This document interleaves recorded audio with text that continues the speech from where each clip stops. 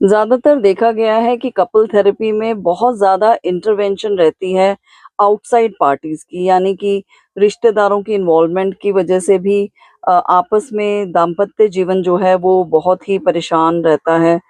Husband wife का जो equilibrium है वो फैमिली की वजह से, पेरेंट्स की वजह से भी हिला रहता है और बहुत ओवर एक्सपेक्टेशंस होती हैं दोनों पार्टीज़ की एक दूसरे के प्रति। ऐसा नहीं है कि सब पार्टीज़ में वुमेन ही सफ़र करती है, मेन भी बहुत सफ़र कर रहे हैं और बट ज़्यादातर प्रेवलेंट केसेस जो हैं, ख़ासकर नॉर्थ में वो वुमेन विक्टिमाइज़ेशन के ज़्यादा हैं बिकॉज़ मेल डोमिनेटिंग सोसाइटी होने के कारण और वुमेन फ़ाइनेंशियली इतनी इंडिपेंडेंट नहीं होती जहाँ वहाँ पे उसको बहुत दबाया जाता है और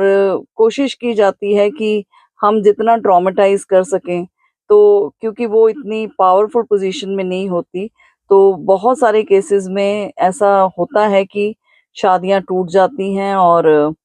रिश्तेदार जो हैं अपने-अपने घर चले जाते हैं। तो फ़ायदा किसी को नहीं मिलता, पेरेंट्स को सिर्फ़ ये जीत मिलती है कि हमने वो कर लिया, हम तो लड़का कहीं भी ब्याह लेंगे और किन्हीं केसेस में लड़की वालों को लगता है कि हमारी लड़की बहुत ही क्वालिफ़ाइड है, हम कहीं भी ब्याह लेंगे। बट अल्टीमेटली जो काम सुई से हो सकता है, वो हम तलवार से क्यों करें?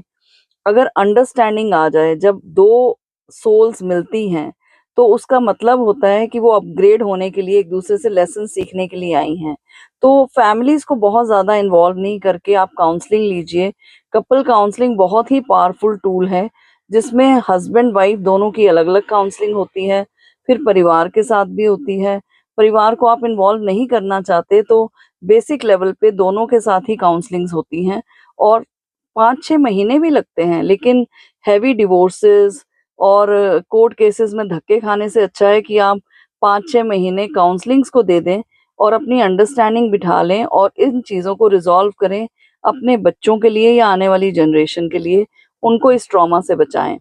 अब दूसरे केस में होता है कि बिल्कुल ही नहीं बन रही, तो वकीलों को पैसा देने से अच्छा है कि आप आपस में सोच लें, समझ लें और कॉन्शियस अनकपलिंग कर लें। कॉन्शियस अनकपलिंग का मतलब है कि आप सेपरेट रहें लेकिन फिर भी तरीके से रहें, दोस्त बन के रहें और एक-दूसरे को टीम अप बन के हेल्प करें। ज़रूरी तो नहीं है कि तलवारें निकाल के ही हमें सब कुछ करना होता है। कॉन्शियस अनकपलिंग का बहुत ही प्यारा मीनिंग है कि हम सेपरेट हो रहे हैं, कुछ चीज़ें थी जिनकी वजह से हमारी नहीं बन सकी, लेकिन हम एक-दूसरे को सपोर्ट करें। अगर बच्चे हैं तो बच्चों को को-पैरेंट करें और प्रेम से रहें, क्योंकि ज़रूरी नहीं है कि हर काम जो है वो लड़ के ही पूरा हो सकता है या हम मन में खटास लेके ही रिश्तों